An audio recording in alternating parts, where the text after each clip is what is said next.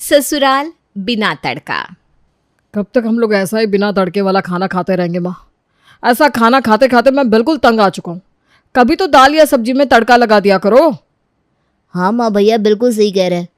सच में कब तक हम सब ये बीमारों वाला खाना खाते रहेंगे? दाल हो या सब्जी आप किसी में भी तड़का नहीं लगाती हो, सबको कुकर में उबाल कर रख देती हो। चुपचाप से खाना खा लो, ज्यादा बोलने की जरूरत नहीं है। अरे भाग्यवान बच्चे गलत कह रहे हैं क्या? तुम्हारी इस एलर्जी की वजह से हम सबकी दुर्गति हो रखी है। इतना सादा खाना खाते खाते कहीं हम सबको मसालों से एलर्जी ना हो जाए। अरे आप सब लोग तो मुझे ऐसे कह रहे हैं जैसे कि तुम लोगों को कुछ पता ही नहीं है। मुझे कोई शौक थोड़ी ना है तुम लोगों को ऐसा खाना खिलाने का। लेकिन अब मुझे तड़का लगाने से एलर्जी है, जानते हो ना। इसलिए रोज रोज मुझसे एक ही बात मत कहा करो। तुम्हारे जरा से टेस्ट के लिए मैं अपनी एलर्जी को तो नहीं छेड़ सकती। पूरा दिन छींकते छींकते पागल हो जाती हूं मैं। माँ की कड़कती आवाज सुनकर अनूप और साहिल जैसे तैसे बिना मन के खाना खाकर घर से ऑफिस चले जाते हैं। लता अपने घर में पति और 2 बेटे अनूप और साहिल के साथ रहती थी। उसके दोनों बच्चों की पढ़ाई पूरी हो चुकी थी और वो दोनों अच्छी कंपनियों में जॉब करते थे। लता को सिर्फ एक ही प्रॉब्लम थी कि उसे तड़के से एलर्जी थी। तड़का लगाते ही छींकते छींकते उसकी बुरी हालत हो जाती थी। उसकी इस बीमारी की वजह से घर में सब लोग बहुत परेशान रहते थे, क्योंकि सबको बिना तड़के का ही खाना खाना पड़ता था। वो बेचारे हमेशा इसी इंतजार में रहते थे कि कब कहीं बाहर से खाने का न्योता मिल जाए और एक दिन वो ढंग का खाना खा सके। समय ऐसे ही बीतता जा रहा था। अब धीरे धीरे अनूप की शादी की उम्र नजदीक आ गई थी।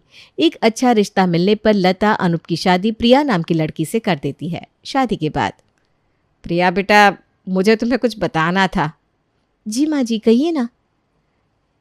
प्रिया बेटा, तुम खाना बनाते समय एक बात का विशेष ध्यान रखना कि घर में सब्जी या दाल किसी भी चीज़ में तड़का नहीं लगाना है। माँ जी, बिना तड़के का खाना कैसे बनेगा? बिल्कुल फीका सा हो जाएगा ना। घर में सब लोग ऐसा खाना कैसे खाएंगे? हमारे घर में सब लोग ऐसा ही खाना खाते हैं। वो क्या है ना, मुझे तड़के से बहुत ही ज़्यादा एलर्जी है। तड़के से मेरी छींकते छींकते हालत ख़राब हो जाती है।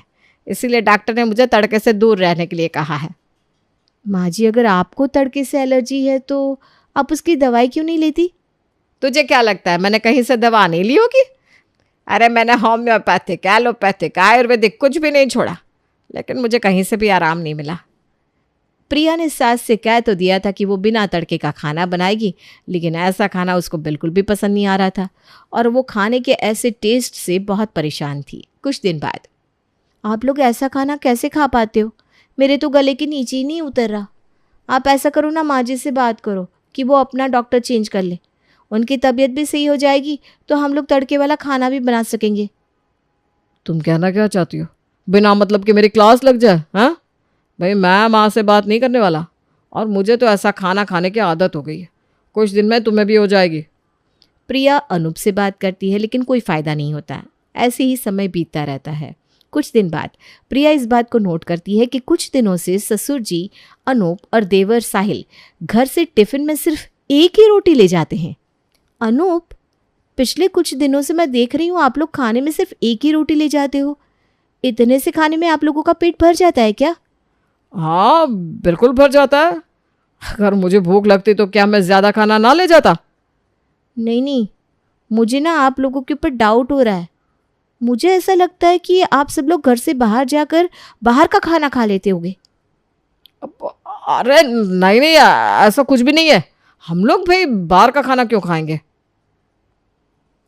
अनूप प्रिया को समझाने की बहुत कोशिश करता है, लेकिन प्रिया को उसकी बातों पर ज़रा भी विश्वास नहीं होता, बल्कि उसका शक और बढ़ जाता है। अपने शक को दूर करने के लिए अब वो घर में सबकी हरकतों पर नज़र रखना शुरू कर देती है। कुछ दिन बाद प्रिया रात को पानी पीने उठती है तो देखती है दरवाजे से कोई सामान हाथ में लेकर तेज़ कदमों से छत की तरफ जा रहा है। थोड़ी देर बाद अनूप और साहिल भी छत की तरफ चले जाते हैं। इतनी रात को कहाँ जा रहे हैं ये लोग? और ये दरवाजे से छत की तरफ पापा जी गए हैं क्या अभी? प्रिया भी दबे पांव छत पर पहुंच जाती है। जाकर देखती है कि वो तीनों बाहर से खाना मंगा कर खा रहे हैं। पापा जी, आप लोग ये क्या कर रहे हैं? अरे कुछ नहीं बेटा, वो बस थोड़ा सा मुंह का स्वाद उतर गया था। कई दिनों से कहीं हम लोग बाहर नहीं जा पाए ना, तो आज मैंने घर में ही कुछ खाने के लिए मंगा लिया। देखो तुम ऐसा करना अनूप कि मम्मी को इस बारे में कुछ मत बताना भाई। पापा जी, आपको बाहर का खाना नहीं खाना चाहिए। आपकी तबीयत हमेशा ख़राब रहती है। आपका बीपी और कोलेस्ट्रॉल दोनों बढ़ा हुआ है। अगर आप इस तरह से बाहर का खाना खाएंगे तो उससे आपके स्वास्थ्य पर बहुत ही ज़्यादा बुरा असर पड़ेगा। और अनूप और साहिल, आप दोनों पापा को समझाने की बजाय खुद भी उनके साथ बैठकर खाना खा रहे हो। आप लोगों को ज़रा सी भी शर्म नहीं आती? अरे हम भी तो इंसान हैं, कब तक ऐसे बीमार वाला खाना खाते रहेंगे। इसीलिए हम लोगों ने इस मुसीबत से बचने का ये रास्ता खोज निकाला है।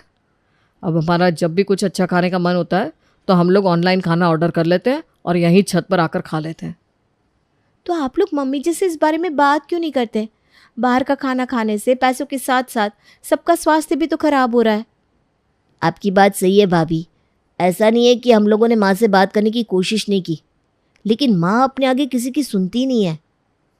ठीक है, मैं भी एक बार फिर से कोशिश करके देखूंगी।